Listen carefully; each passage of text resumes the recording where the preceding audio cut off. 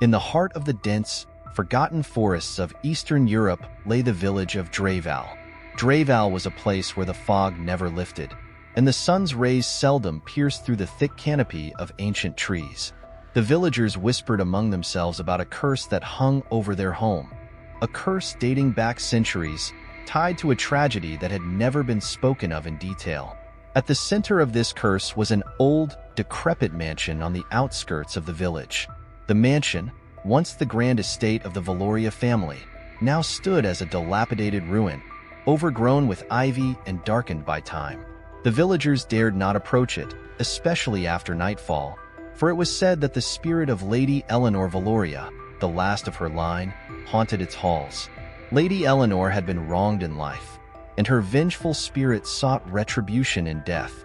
It all began on a stormy night in 1824, when Lady Eleanor was brutally murdered by her own husband, Lord Alexander Valoria. Accused of witchcraft and blamed for the mysterious deaths of several villagers, Eleanor had been dragged to the mansion's basement, where Alexander had tortured and killed her in a fit of rage.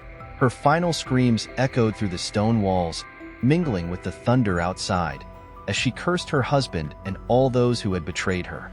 Decades passed, and the Valoria mansion fell into ruin. Yet, the villagers of Dreval never forgot the horrific events that had transpired there. Strange occurrences plagued the village. Cattle found slaughtered, children vanishing in the night, and an unshakable feeling of dread that seemed to seep from the mansion itself. Some claimed to have seen a pale, ghostly figure roaming the grounds, her eyes burning with a malevolent fire. The village's fear reached a boiling point when, one particularly dark and moonless night, a group of teenagers dared each other to enter the mansion. Among them were Stefan, Lena, Jacob, and Maria, friends who believed the stories to be mere folklore designed to keep children in check. Armed with flashlights and bravado, they pushed open the heavy, creaking doors and stepped into the mansion's forsaken halls. The air inside was cold and heavy, filled with the scent of mold and decay. As they ventured deeper, the atmosphere grew more oppressive, the darkness almost tangible. The flickering beams of their flashlights revealed tattered tapestries, broken furniture, and walls lined with portraits of the Valoria ancestors, their eyes seemingly following the intruders. In the grand ballroom, now a hollow shell of its former glory, they found an old, dust-covered journal. Stefan picked it up and began to read aloud. The journal belonged to Eleanor, chronicling her descent into despair and her ultimate betrayal. The more Stefan read, the more they could feel an unnatural chill enveloping them. Shadows danced along the walls, and a soft, mournful wail began to echo through the mansion. Suddenly, a violent gust of wind slammed the ballroom doors shut, and their flashlights flickered and died. Panic set in as they fumbled in the darkness, trying to find each other. Lena screamed as icy fingers seemed to brush against her skin. Jacob's breath became visible in the freezing air, and Maria felt an invisible force tugging at her hair. The spirit of Lady Eleanor had awakened, enraged by the trespassers who dared to disturb her restless slumber. Her apparition materialized before them, gaunt, with hollow eyes and blood-stained hands. Her voice, a chilling whisper, echoed in their minds, recounting the horrors she had endured and the vengeance she sought. One by one, the friends were separated by the malevolent spirit. Stefan found himself in the basement, where Eleanor had met her gruesome end. The walls seemed to close in on him as he stumbled upon the rusty, blood-streaked chains that had bound her. Lena was trapped in the master bedroom, the bedposts clawed and splintered as if something monstrous had tried to escape. Jacob and Maria were cornered in the attic, where the shadows seemed to come alive, writhing and whispering. As the night dragged on, their screams echoed through the mansion, unheard by the outside world. Lady Eleanor's spirit exacted her revenge, tormenting them with visions of their worst fears and the agony she had suffered. Blood dripped from the walls, pooling on the cold, stone floors. The mansion seemed to pulsate with a dark energy, feeding off their terror. Outside, the villagers of Dreval huddled in their homes, praying for the dawn to come. They knew the mansion claimed lives and souls, and that the vengeful spirit of Lady Eleanor Valoria would not rest until her bloodlust was sated.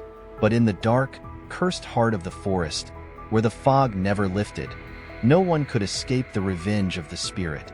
Morning broke over Dreval, but the village remained shrouded in a heavy, foreboding mist. The eerie silence was interrupted only by the occasional call of a distant crow.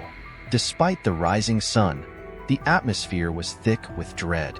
The villagers, who had huddled in their homes all night, were reluctant to face the daylight. Whispers of what had transpired in the mansion spread like wildfire, but no one dared to approach the Valoria estate. Stefan, Lena, Jacob, and Maria were never seen again. Their disappearance only added to the lore of the haunted mansion, cementing its reputation as a place of unspeakable evil. The villagers' fears were confirmed when strange symbols, drawn in blood, appeared on the doors of their homes. It was a warning, a mark of the spirit's growing power and reach. Father Petrov, the village's aging priest, decided it was time to confront the darkness that plagued Dreval. He was a man of strong faith, but the haunted mansion tested his beliefs. Armed with a crucifix, holy water, and ancient texts of exorcism, he ventured into the forest, determined to put Lady Eleanor's spirit to rest. The path to the mansion was overgrown, and the forest seemed to close in around him, as if trying to deter his progress.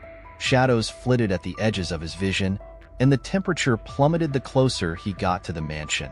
Finally, he stood before the crumbling edifice, its windows like hollow eyes staring back at him. Inside, the air was thick with the scent of decay and something fouler, an almost palpable malice.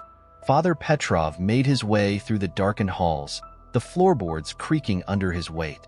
The mansion seemed alive, watching him, waiting for his next move. As he reached the grand ballroom, the temperature dropped further, and his breath became visible in the frigid air. "Lady Eleanor," he called out, his voice echoing in the empty space. "I come in peace, to offer you solace and to free you from this torment." For a moment, there was silence. Then, from the shadows, the figure of Lady Eleanor materialized. Her ghostly form was even more terrifying in the dim light. Her eyes hollow, her skin deathly pale, and her mouth twisted in a perpetual scream of agony.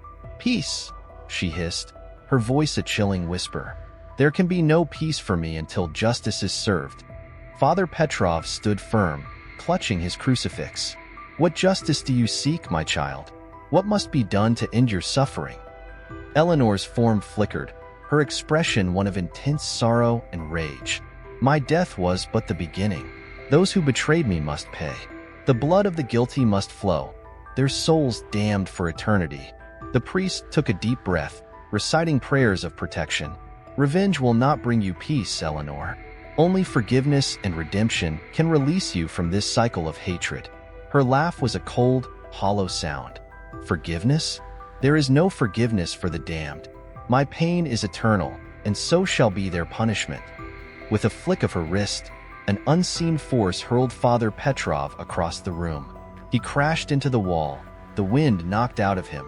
Struggling to his feet, he began to recite the exorcism rite, his voice unwavering despite the palpable fear in his heart. Eleanor screamed, a sound that reverberated through the mansion and sent shivers down his spine.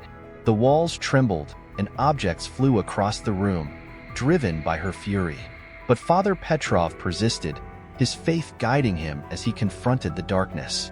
The battle raged on, a clash of holy and unholy forces. As he continued the exorcism, a blinding light emanated from the crucifix, piercing through the oppressive gloom. Eleanor's form flickered and wavered, her screams turning from anger to pain. "You cannot win," she cried, her voice a desperate wail. "This place is mine." But Father Petrov did not falter. "In the name of the Almighty, I command you to be at peace." With one final, ear-splitting scream, Lady Eleanor's spirit shattered, dissipating into the ether. The mansion fell silent, the oppressive atmosphere lifting as if a great weight had been removed.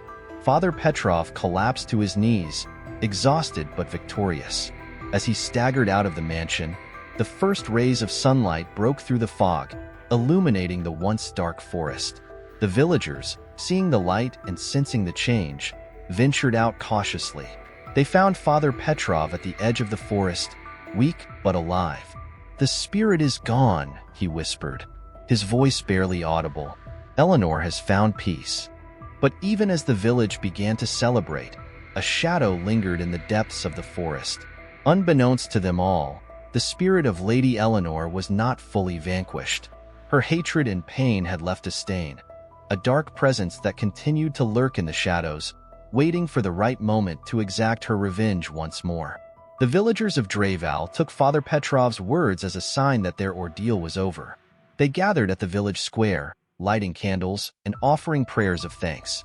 The heavy mist that had long clung to their homes seemed to lift, and for the first time in years, there was a sense of hope in the air. The old priest was hailed as a hero, though he himself remained wary, haunted by the lingering feeling that something dark still lurked in the forest. Months passed, and life in Dreval began to return to a semblance of normalcy. Children played in the streets, and the villagers went about their daily routines without the constant fear that had plagued them for so long. However, the Valoria mansion remained abandoned, a silent sentinel at the edge of the forest, its windows still like hollow eyes watching the village. One night, as the first snows of winter began to fall, Father Petrov had a vivid dream. He was back in the mansion, standing before Lady Eleanor. This time, she was not a vengeful spirit but a sorrowful figure, her eyes filled with an unspoken plea. "Help me," she whispered, her voice echoing in the vast, empty halls. "There is one more." Startled awake, Father Petrov knew he could not ignore the message. He dressed quickly and made his way through the snow to the mansion, his heart heavy with a mixture of fear and determination. This time, he did not come to banish a spirit, but to uncover the truth behind Lady Eleanor's cryptic words. The mansion was eerily quiet as he stepped inside, the sound of his footsteps echoing through the empty rooms. Guided by an unseen force, he found himself descending into the basement, the site of Eleanor's gruesome death. As he approached the spot where she had been tortured, he noticed a loose stone in the wall, partially hidden by years of dirt and grime. With trembling hands, he pried the stone loose, revealing a hidden compartment. Inside, he found a small, leather-bound diary. Its pages were brittle with age, but the words were still legible. It was Eleanor's final testament, written in the days leading up to her death. The diary revealed a shocking truth. Eleanor had indeed been falsely accused of witchcraft, but it was not her husband who had orchestrated her downfall.